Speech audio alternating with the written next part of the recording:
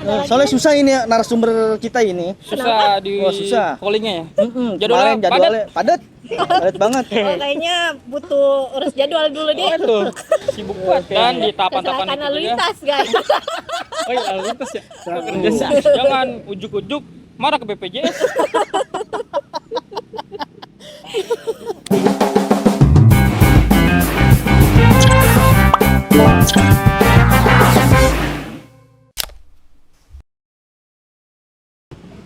Halo semua, kembali lagi di Pokepo, podcastnya BPJS Kesehatan Cabang Palopo. Bersama saya Rasidi dan partner saya. Ulum dengan narasumber kita sekarang.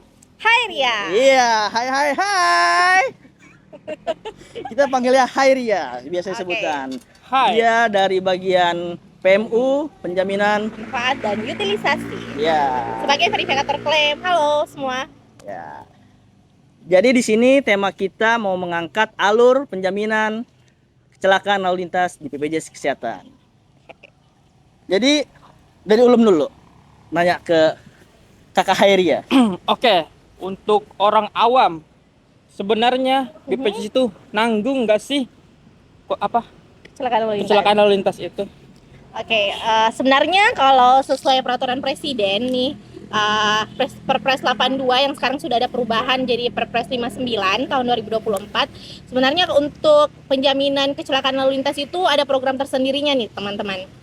Jadi sebenarnya untuk kecelakaan lalu lintas itu biasanya dijamin oleh salah satu badan instansi yaitu Jasara Harja. Tapi di sini dalam hal kecelakaan lalu lintas yang ganda. Jadi untuk BPJS Kesehatan sebenarnya bisa menjamin kecelakaan lalu lintas, tapi ketentuan tertentu seperti kecelakaan lalu lintas yang tunggal. Kalau ganda itu khusus untuk yang dijamin oleh Jasara Harja.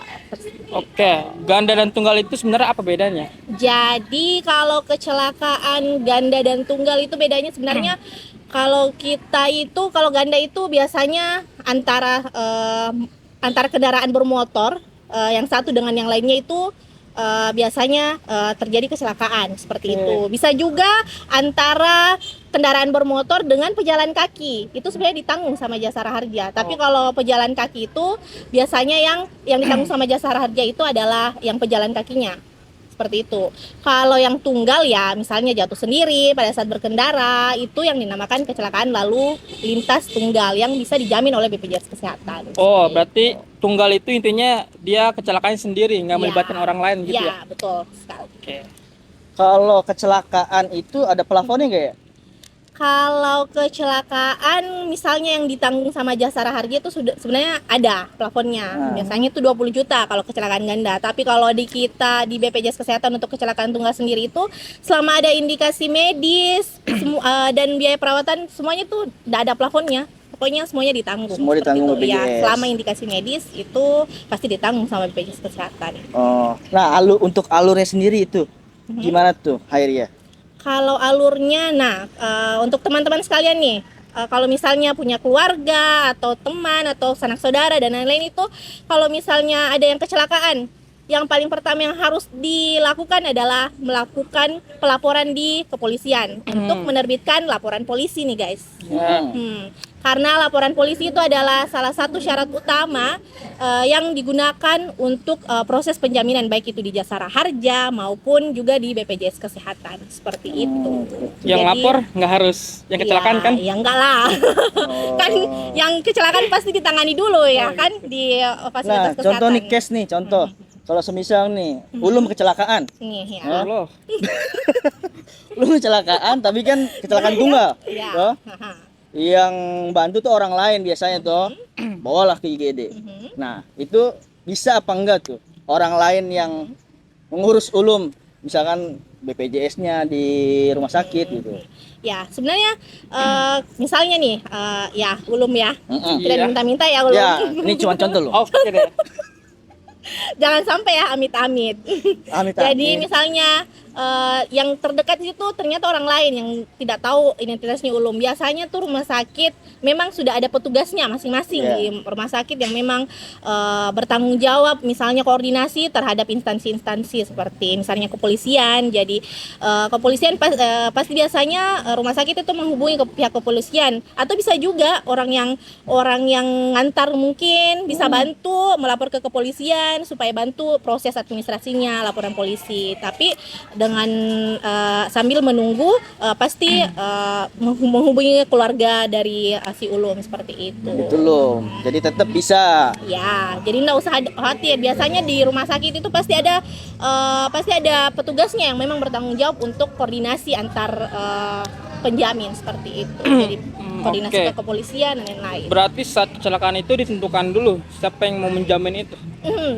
Tidak. Jadi kan kalau misalnya kecelakaan itu kan kita tidak tahu nih, kan belum keluar laporan polisinya ya. Nah, seperti itu. Jadi yang pertama itu yang tadi saya katakan harus urus dulu laporan polisinya. Kita belum tahu siapa nih yang jamin. Kan kita pasti kepolisian yang tentukan dia kecelakaan ganda kah, kecelakaan tunggal kah. Jadi seperti itu. Jadi selama biasanya kan di BPJS Kesehatan itu menjamin 3 kali 24 jam untuk pengurusan administrasi dan lain-lain. Jadi selama sudah diketahui bahwa ini sudah punya kartu BPJS, biasanya kan di rumah sakit ada surat eligibilitas peserta, itu tetap harus diterbitkan. Nah, rumah sakit itu harus menerbitkan walaupun kita belum tahu bahwa penjaminnya ini siapa, BPJS Kesehatan kah, Jasara Harja kah. Jadi seperti itu tetap harus dulu ditangani. Jadi untuk penentuan akhir dari penjaminnya itu siapa ya nanti setelah keluar laporan polisi sudah dilakukan gelar perkara, biasanya seperti itu. Baru setelah ada hasil dari gelar perkara tersebut ya biasanya ditentukan dia KLL ganda atau KLL tunggal masuk di BPJS Kesehatan atau di Jasara Harja. Seperti itu. Gitu loh. Untuk waktunya sendiri berapa lama tuh? Kalau waktunya, kalau di kita kan penjaminan untuk penerbitan surat eligibilitasnya itu atau SEP-nya itu biasanya 3 kali 24 jam nih. Nah, kalau tidak salah untuk di Jasara Harja itu biasa pelaporannya dari tanggal kejadian itu melapor ke Jasara Harja itu 2 kali 24 jam dari tanggal kejadian, seperti itu. Berarti nanti dari Jasara Harja ngirim surat ke BPJS Kesehatan seperti itu. Ya, jadi sekarang kan sistemnya sudah terotomasi semua. Jadi di kita itu di BPJS Kesehatan itu kan ada aplikasi yang dipegang masing-masing rumah sakit nih, namanya Vclaim. Nah, di Vclaim itu rumah sakit kalau misalnya pasien ada yang masuk nih, misalnya dugaan dia pasiennya kecelakaan. Nah, di surat SEP-nya itu rumah sakit akan mencentang di SEP-nya sebagai pasien kecelakaan lalu lintas.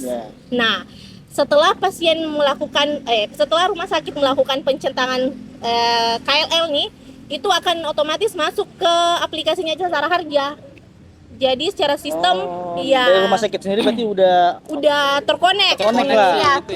Jadi BPJS Kesehatan dan Jasara Harja itu sudah terkoneksi aplikasinya. Jadi pada saat rumah sakit sudah mencentang bahwa pasien ini ternyata kecelakaan lalu lintas, nah Jasara Harja pasti akan masuk di aplikasi Jasara Harja dan akan menyidik dan akan melakukan investigasi apakah ini pasiennya memang kecelakaan ganda masuk jaminan Jasara Harja atau bukan masuk jaminan Jasara Harja, seperti itu. Jadi semuanya sudah terotomasi melalui aplikasi seperti itu. Jadi harusnya sih administrasinya atau berarti mudah juga ya? Iya, nggak perlu harusnya pasiennya nggak repot gitu. Kan dibilang tadi kayak plafon di Jasara Harja itu ada plafonnya ya? Iya, betul. Ada plafon berapa tadi? 20 juta. Nah, semisal kan lebih dari 20 juta itu bisa ditanggung sama BPJS Kesehatan. Nah, itu gimana itu? Maksudnya ditahu ngelapor ke BPS dulu kah atau gimana tuh? Ya, jadi memang untuk Jasara Harja kan plafonnya itu 20 juta nih, 20 juta. Kalau misalnya memang melebihi dari plafon itu, kan sebenarnya kalau kecelakaan itu kan memang di awal tadi saya sampaikan bahwa itu bukan masuk jaminannya ke BPJS Kesehatan kan ya.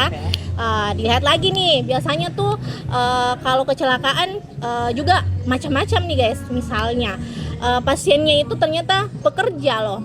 Ya, pekerja kan ya. Misalnya dia PNS, misalnya dia pegawai swasta. Kalau dia melebihi misalnya pasiennya ini kecelakaan ganda ya ternyata. ternyata dia PNS atau PNS. Jadi kan harus dilihat dulu ya, itu kecelakaan apa. Misalnya dia jangan sampai dia kecelakaan kerja pada saat mau berangkat kerja nih. Biasanya itu dikoordinasi lagi sama penjamin yang pekerja, misalnya Taspen kah atau BPJS TK. Nah, kalau misalnya memang ternyata dia kecelakaan kerja, berarti plafonnya yang dari Jasara Harja tadi itu masuk ke penjamin yang tenaga kerjanya, ya misalnya Taspen kah atau BPJS TK. Kalau misalnya terbukti bukan kecelakaan kerja, jadi bisa masuk ke kita. Jadi plafonnya itu ya pasti yang melebihi dari biaya plafon dari Jasara Harja ya pasti masuk ke BPJS kita Kesehatan. yang nanggung sisanya. Ya, sisanya kita nanggung seperti gitu. itu. Misalnya belum. Oke. Oh, tapi jangan sampai lah. Ya, cuma contoh. Lu ada pertanyaan lagi belum? hati-hati ya berkendara. Yang penting tetap hati-hati. Iya betul, Hati-hati. pakai helm, Nah, bayar pajak. Bayar. pajak lapor ke gua. Oke. Oke, jadi udah cukup jelas ya. Jadi kalau misalkan kecelakaan lalu lintas itu banyak tuh tanggungan-tanggungan yang menanggung tuh. Bisa Jasara Harja, bisa Taspen, JSTK. Kalau kita tuh garda terakhir lah kalau ini. Iya, Ya. Kalau penjamin yang lain sudah tidak menanggung, bukan kecelakaan kerja atau bukan kecelakaan ganda, ya berarti masuk ke kita. Pasti dulu, Sob. Jasara Harja itu adalah penjamin pertama untuk kecelakaan lalu lintas. Tuh, guys. Jasara Harja penjamin pertama. Untuk Jadi kalau ada yang nanya-nanya, saya kecelakaan, coba dulu lihat dulu kronologinya. Iya, betul. Itu siapa yang menanggung? Jangan ujuk-ujuk marah ke BPJS. Oh, ada lagi lo yang ingin ditanyakan? Mungkin ada lagi. Soalnya susah ini ya, narasumber kita ini. Susah di susah. callingnya ya. Kemarin jadwalnya padat banget. Verif sana sini. Betul. Jam terbangnya tinggi ya. Besok tema yang lain ya. Oh, kayaknya butuh urus jadwal dulu deh. Waduh, sibuk banget kayaknya ya. Gimana lo terkait lalu lintas, ada yang tanyain lagi gak? Jadi untuk alur kecelakaan lalu lintas itu ada tahap-tahapannya. Nggak langsung ke BPJS, ada beberapa badan-badannya Ya, yang memverifikasi. Dan yang BPJS memang di garda terakhir gitu loh. Dan intinya dari semuanya pastikan BPJS kalian aktif selalu. Betul. Dan ingat buat laporan polisi. Seperti itu. Oke, gitu aja teman-teman. Makasih untuk para pendengar Pokepo. Saya Rasidi dan partner saya Ulum dan narasumber kita Hairia pamit undur diri. Sampai bertemu di podcast kita lain hari. Bye. Jangan bosan-bosan, oke? Iya. Jangan lupa like, Subscribe. yes.